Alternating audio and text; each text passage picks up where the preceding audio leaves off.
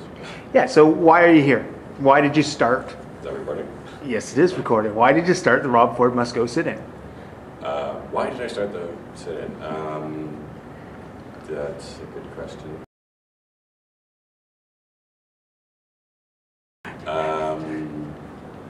Well, because I was just sort of completely pushed over the edge by Rob Ford's obvious and deliberate lies about the pride flag and Canadian flag here at City Hall.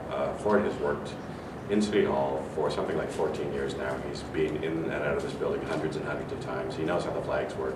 He knows that there's always an enormous Canadian flag flying right in front of the building on the largest flagpole.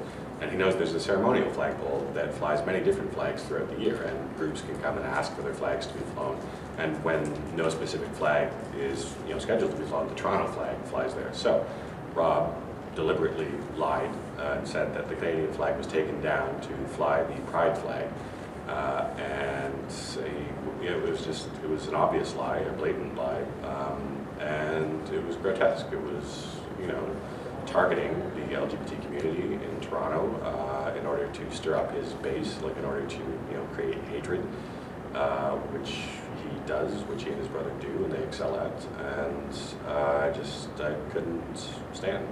That's not what Toronto is about. That's not the Toronto I want to live in. And his behavior for months and months and months has been, appalling, but this has just moved past appalling into completely grotesque and absolutely unacceptable.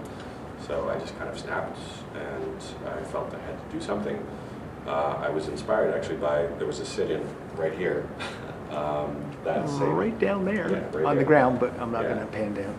The day that I decided to do this, like earlier in the day, it was a small group of mothers with their kids came and had a 2-hour sit-in here, and they had their signs and stuff, and they were, just similarly appalled. Ford wasn't in. He didn't get into the office until a couple of hours after they had gone. And so that night I just thought, well, that was great. That should be here all the time, until he's gone. And so I registered a domain name and created a Twitter account, robfordmustgo.com and robfordmustgo. And I put up a very basic website and tweeted out that I was going to start this Wednesday, the 12th, which is the next day at City Hall at 1 p.m. And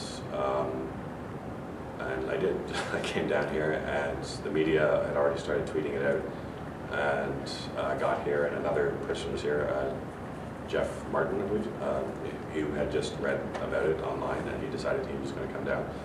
And so we came, and people started coming, and we started getting interviewed, and we just sat there, and right over there, and we've been here ever since. This is day 18, and we're not leaving until he's gone, because Toronto deserves so much better than Rob Ford.